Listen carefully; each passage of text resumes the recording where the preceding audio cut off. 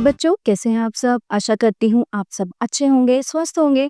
स्वागत है आपका इस कक्षा में। आइए आज हम पढ़ते हैं हिंदी व्याकरण का पाठ 10 विशेषण। इस पाठ में हम पढ़ेंगे विशेषण की परिभाषा, विशेष विशेषण के भेद, विशेषणों में अंतर यानी कि डिफरेंसेस क्या क्या होते हैं, संज्ञा, सर्वनाम व क्रिया शब्दों से विशेषण की रचना। ठीक है, अब देखिए कुछ यहाँ पे एक्टिविटी है, वो सॉल्व कर लेते हैं। देखते हैं क्या है इसमें। विशेषण शब्दों को उचित विशेष्य से मिलाइए।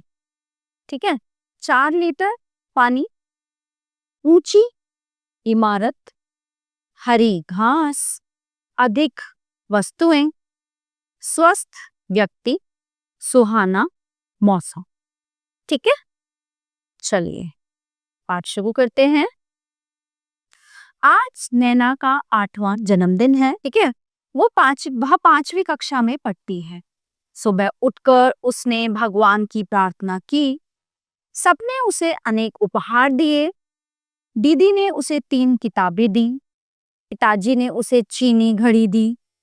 भाई ने उसे रंगीन पेंसिलें दी और माँ ने स्वादिष्ट भोजन बनाया। ठीक है, तो अब इस अनुच्छेद में सभी रंगीन शब्द 8वां, 5वीं, अनेक, 3, चीनी, रंगीन और स्वादिष्ट शब्द जन्मदिन, कक्षा, उपहार, किताबें, घड़ी, पेंसिलें और भोजन शब्दों की विशेषता बता रही हैं। तो हम इसको किस प्रकार से डिफाइन कर सकते हैं, किस प्रकार से परिभाषित कर सकते हैं कि जो शब्द संज्ञा और सर्वनाम की विशेषता बताता है उसे विशेषण कहते हैं। ठीक है, जिन शब्दों की विशेषता बताई जाती है उन्हें विशेष्य कहा जाता है। जैसे सुंदर लड़की, 5 चिड़िया, लाल साड़ी, गरम समोसे, सुरीली आवाज, है ना। तो अब आप देखिए इसमें कि जो है विशेषता बताई जा रही है। जैसे लड़की को कैसी है, सुंदर है, चिड़िया कितनी है, 5 है, साड़ी कैसी है, लाल है, समोसे गरम है और आवाज कैसी है, आवाज सुरीली है। तो ये विशेषताएं हो गई। ठीक है, अब आगे विशेषण के भेद। विशेषण के 4 भेद होते हैं। पहला होता है गुणवाचक विशेषण। ठीक है, सबसे पहले आता है गुणवाचक, कि किसी भी चीज का, किसी भी वस्तु का या किसी भी व्यक्ति का गुण। यह आम मीठा और रसीला है। ठीक है, मेरा भाई छोटा और मोटा है। तो इन वाक्यों में मीठा और रसीला शब्द आम की तथा छोटा और मोटा शब्द भाई की विशेषता बता रही है। ओके, तो जिन विशेषण शब्दों से संज्ञा या सर्वनाम के रंग, रूप, गुण, दोष, दशा, स्वभाव, आकार आदि का पता चलता है उन्हें गुणवाचक विशेषण कहते हैं। ठीक है, अन्य गुणवाचक विशेषण जैसे रूप, रंग, सुंदर, गोरा, काला, लाल।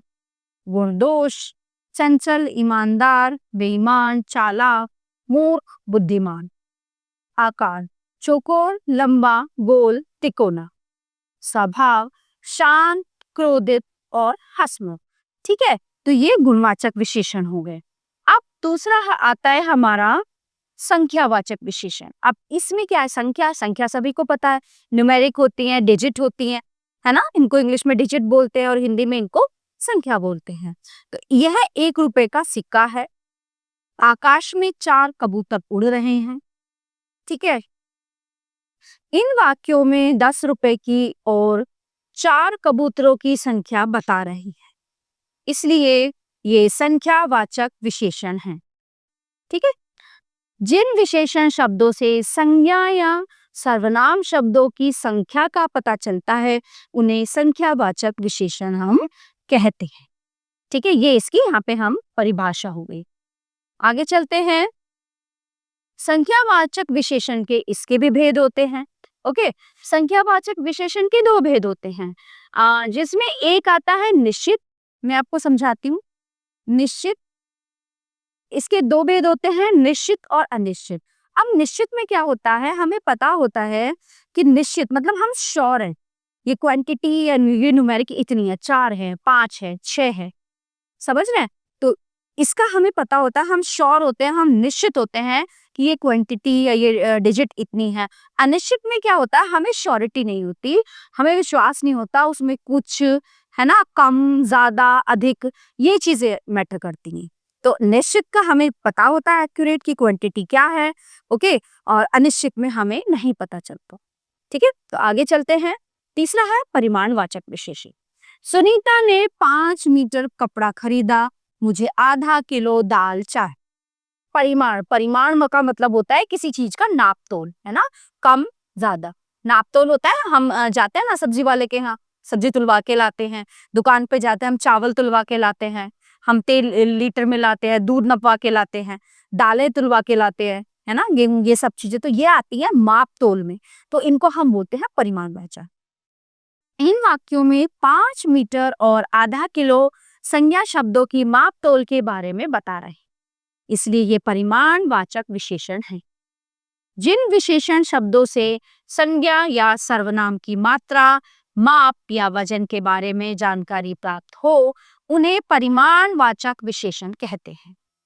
ठीक है, परिमाणवाचक विशेषण के दो भेद होते हैं। पहला निश्चित परिमाणवाचक विशेषण और दूसरा है अनिश्चित परिमाणवाचक विशेषण। तो जैसे इसमें है ना निश्चित संख्या अनिश्चित, ऐसे ही यहाँ पे आ जाता है निश्चित और अनिश्चित। निश्चित में हमें पता होता है कि क्वांटिटी कितनी है, मापतोल कितनी है। अनिश्चित में कोई आइडिया नहीं होता। ठीक है, आगे हम चलते हैं सार्वनामिक विशेषण। ठीक है, मेरी टोपी हरी है, मेरी टोपी हरी है, ये घर सुमन का है। तो इन वाक्यों में मेरी और यह सर्वनाम शब्द हैं और ये संज्ञा से पहले आए हैं। तो ऐसे शब्दों को सार्वनामिक विशेषण कहते हैं। जैसे तुम्हारा घर, उसका मित्र, हमारी कक्षा, मेरा स्कूल आदि, है ना। तो ये आ जाते हैं सार्वनामिक, यानी कि सर्वनाम होता है ना, सार्वनामिक। अब बात करते हैं विशेषण की रचना। संज्ञा से विशेषण बनाना। ये संज्ञा है, ये विशेषण है, ये संज्ञा है, ये विशेषण। आइए देखते हैं। देश, देशी, सुख, सुखी, नमक, नमकीन, शहर, शहरी, घर, घरेलू, चमक, चमकीला। ठीक है, फिर आता है सर्वनाम से विशेषण बनाना। ये सर्वनाम है, ये विशेषण है। ठीक है, जैसे मैं, मेरा, जो, जैसा, यह, ऐसा, कौन, कैसा हो।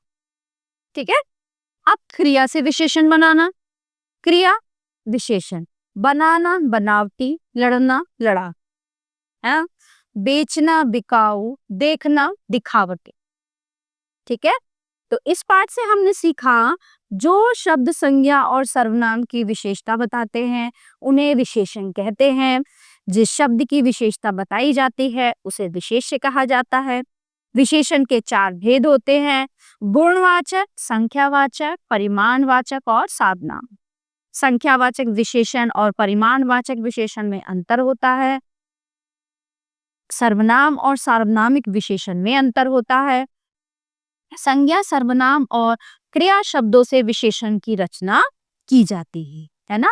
तो प्यारे बच्चों, ये था हमारा पाठ विशेषण जो हमने बहुत अच्छे तरह से समझा। यहीं पे समाप्त होता है। आशा करती हूँ आपको अच्छे से समझ आया होगा। मिलते हैं अगली कक्षा में। धन्यवाद।